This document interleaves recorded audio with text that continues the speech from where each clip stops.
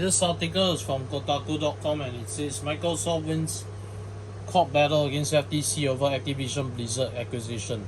The saga of Microsoft buying Activision Blizzard just took its biggest turn yet. Federal Judge Jacqueline Scott Coley has ruled against the Federal Trade Commission's attempt to block Microsoft from closing its $69 million acquisition of Activision Blizzard until it can be fully reviewed, freeing up the companies to complete the deal before a July 18th deadline, and potentially paving the way for them to dramatically reshape the future of gaming in the years to come. Judge Coley writes in a 53-page decision, the court's responsibility in this case is narrow. It is to decide if, notwithstanding these current circumstances, the merger should be halted, perhaps even terminated, pending resolution of the FTC administrative action. For the reasons explained, the court finds that the FTC has not shown a likelihood it will prevail on its claim this particular vertical merger in its specific industry may substantially lessen competition. To the contrary, the record evidence points to more consumer access to Call of Duty and other Activision content. The motion for a preliminary injunction is therefore denied. On just about every point, the judge found the FTC's arguments wanting.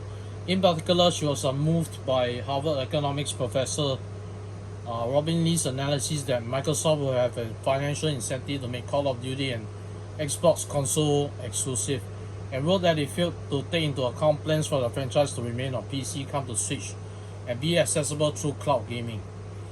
Before the merger, a consumer wanting to play a Call of Duty console game had to buy a PlayStation or an Xbox.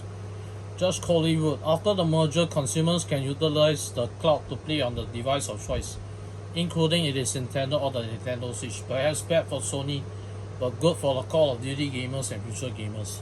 So what happens to the Microsoft Activision deal now?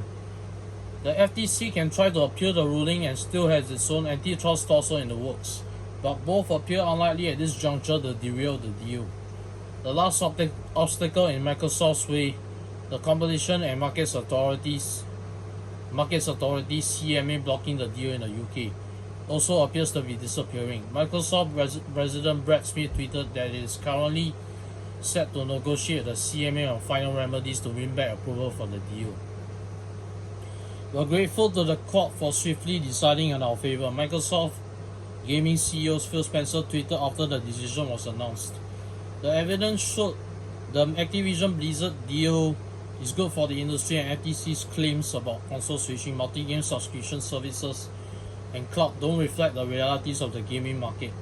Activision's stock price is now the highest it's been since the deal was first announced back in January 2022, approaching the planned sale price of $95 a share.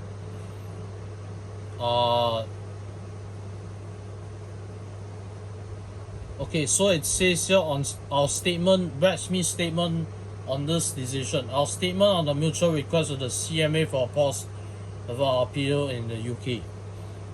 After today's court decision in the US, our focus now turns back to the UK. While we ultimately disagree with the CMA's concerns, we are considering how the transaction might be modified in order to address these concerns in a way that is acceptable to the CMA.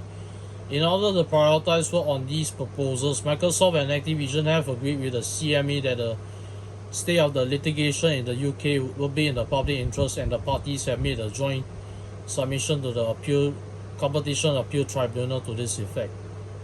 Brad Smith, Vice Chair and President of Microsoft. The decision comes after a 5-day hearing in the Northern District Court of California, which included testimony and major revelations from high-ranking industry figures ranging from Spencer to Sony Interactive Gaming CEO Jim Ryan.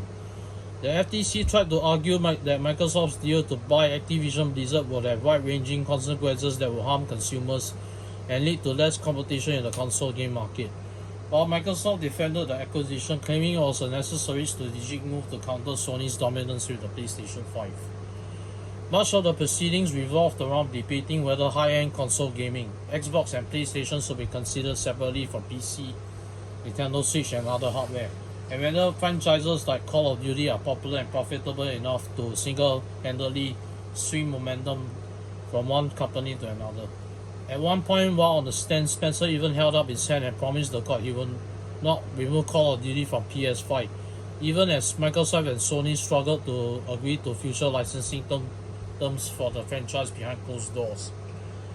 Testimony during the trial revealed plenty of gamesmanship on both sides, as well as interesting details about other attempted acquisitions and exclusivity deals.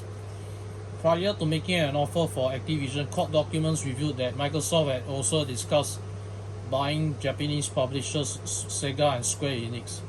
Corporate emails also showed that executives at the tech giant often discussed making new games exclusive, like Bethesda's software's upcoming Indiana Jones project, in order to compete with Sony's opposing deals. Ultimately, Judge Crowley wrote that these examples were unpersuasive because they weren't live service multi-platform multiplayer games like Call of Duty.